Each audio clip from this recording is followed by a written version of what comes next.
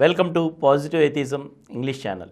Today in our program, My Life with Gora, an autobiography of Srimati Saraswati Gora, we are in the chapter of Mutual Reformation.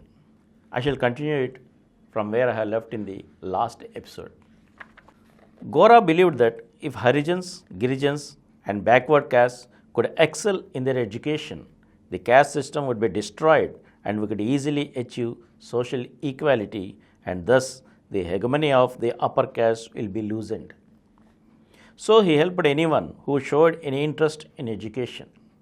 In those days, there were no reservations for Harijans, Girijans and backward castes. They had to compete with everyone else in school. They also had to pay college fees like others. When students came from the villages to buy textbooks, they were hard to find their lodging and meals.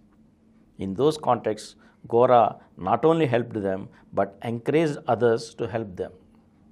Moreover, he would arrange for weekly meals for them in different homes. Twice every day, we had people eating with us. One of those who lived with us for quite some time was the later leader of the Scheduled Caste Federation, Konada Surya Prakash Rao. Surya Prakash Rao also earned the sympathy of my in-laws. My father-in-law would sit near him and serve him food. He served him everything, making sure he was not too shy. As people of different castes frequently came to our home for meals, those who were intimate with my family used to relate to us to the living conditions of their groups. In those days, people of the Eruka tribe were considered as a dangerous thieving group.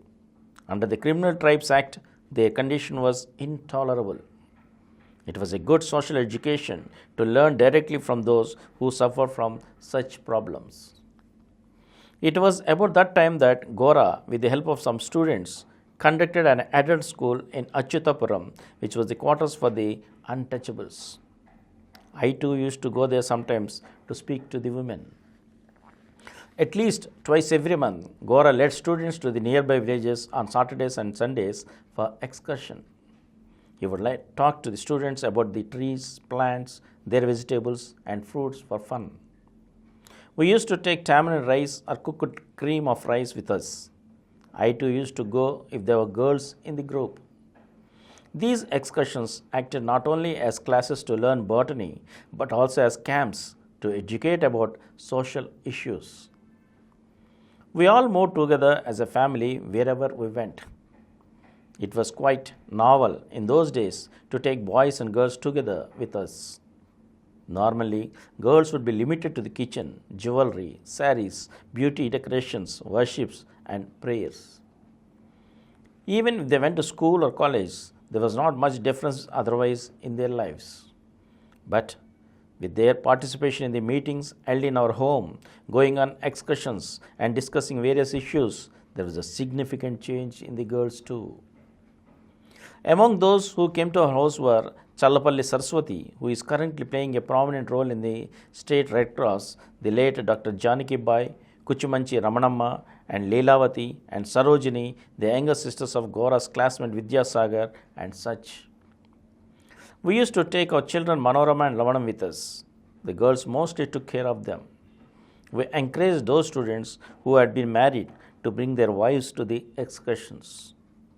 Sarojini and Leelavati were especially helpful to me in all respects. The reason why I am mentioning all this is that in those times, ordinary women went only into the political field as satyagrahis, but there was not much change in the social realm. Sometimes, even in the homes of the political leaders, you couldn't find much social change in their wives, children, or sisters. In such times, activities such as these especially helped me grow. Hence, I will mention an incident. In those days, C.V. Rao's father owned a car. He became quite intimate with us. Rao used to bring the car and take us wherever we wanted to go. Just as we were about to leave, a distant relative of mine arrived in Kakinada and came to see me. As I was just about to leave, I spoke with my relative for 5 minutes and left with Gora and C.V.K. Rao's car. That relative went to Vijayanagaram and talked about me, saying that I was going around with someone in a car. When I later went to Vijayanagaram, my mother questioned me about it.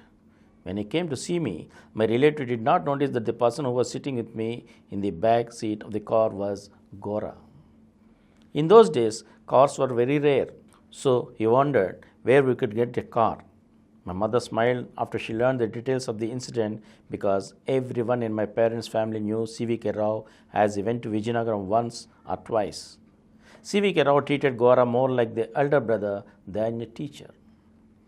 While there were Gora's activities, the activities from my in-laws' side, on the other hand, were of quite another sort. Every day, they would be immersed in worship and bhajans. Many disciples of my father-in-law would come and participate in the bhajans. I could not but participate in arranging them.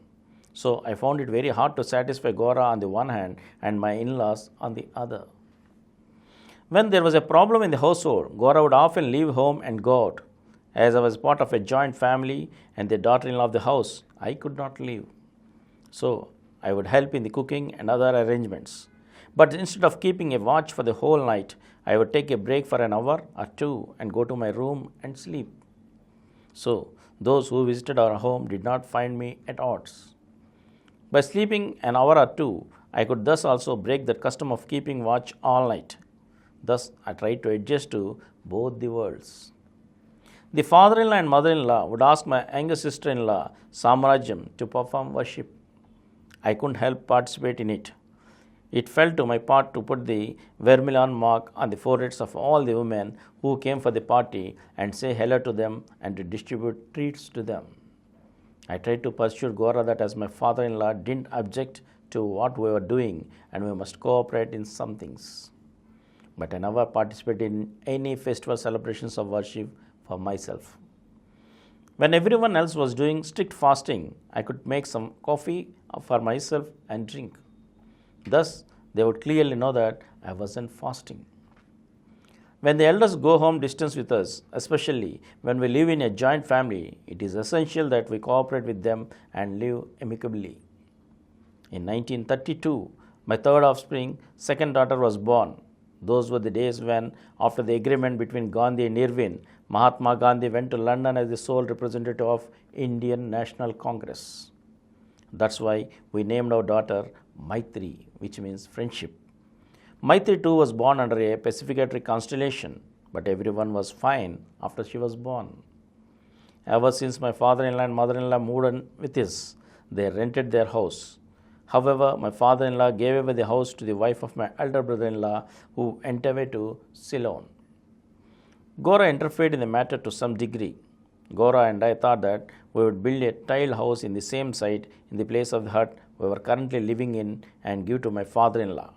But as we couldn't afford so much cost, we postponed the idea.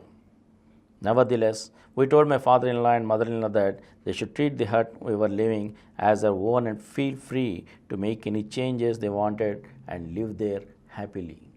And here ends our chapter, and we shall meet in the next episode with the chapter Reform and Conflict.